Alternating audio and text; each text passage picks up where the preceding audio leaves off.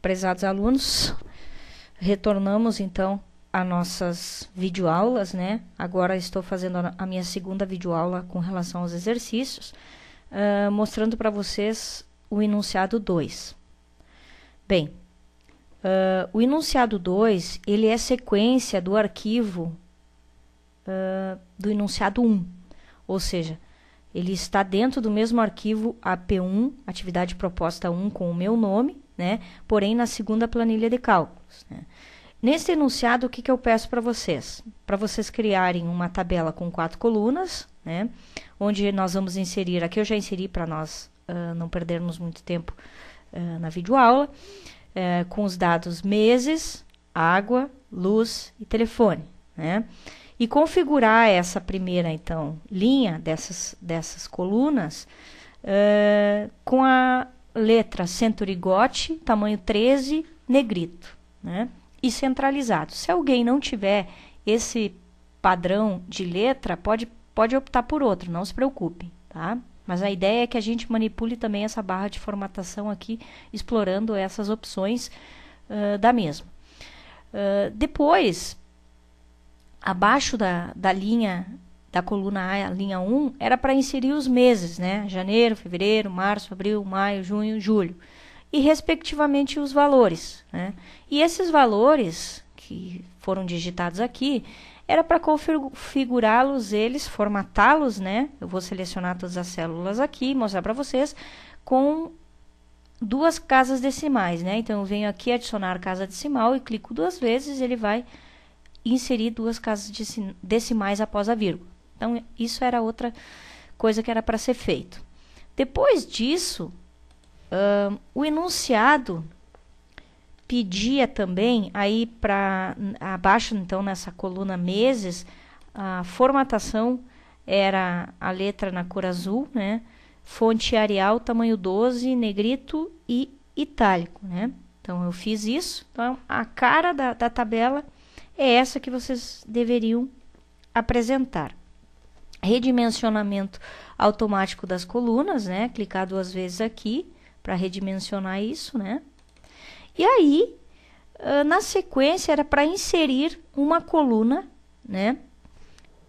Uma nova coluna entre a coluna luz e a coluna aluguel, né? Chamada telefone. Então, para mim inserir, eu clico na última coluna, no caso a coluna do aluguel, e vou inserir coluna. Ele me abre a opção e aí, como eu inseri entre esse espaço, automaticamente ela já copia a configuração da coluna anterior. Então, eu não vou mais precisar fazer a formatação do texto. Vocês vão ver que eu vou começar a escrever aqui, ele já vai copiar a formatação anterior. Por exemplo, telefone, né? E aí inserir os valores, né? Então, vamos lá rapidinho, inserir os valores aqui. Eu já vou inserir com as casas decimais, para nós acelerarmos, considerando que nós não temos muito tempo, né? Não posso fazer uma videoaula muito extensa, em função que depois para postar no YouTube há um limite, né, de tamanho. Então, esse é um dos motivos que a gente vai acelerando esse processo. Bem, feito isso, né, inserido os valores, eu pedi que no final fosse incluído uma linha chamada total, né, total, formatasse ela em maiúsculo, né, alinhado à direita, vamos lá, alinhado à direita, ao lado aqui do justificado, ó, e negrito itálico, né, negrito itálico, né, e aqui aparecesse os resultados, tá? Teve gente que colocou resultado, a palavra resultado, mas não era isso para ser feito. O resultado, no modelo que eu trago do enunciado, é justamente para mostrar o total, a soma, né?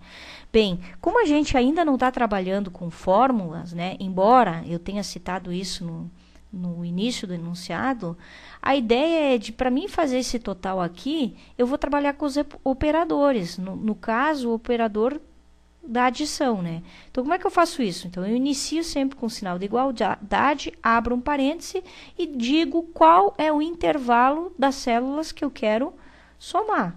Vou clicando e vou adicionando a soma. Vou clicando, adicionando a soma. Clicando, adicionando a soma. Até chegar na última linha da coluna.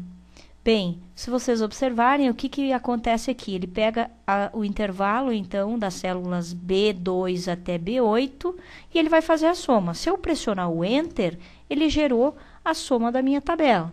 Bom, para que eu não precise fazer isso para cada uma dessas colunas, o que eu posso fazer?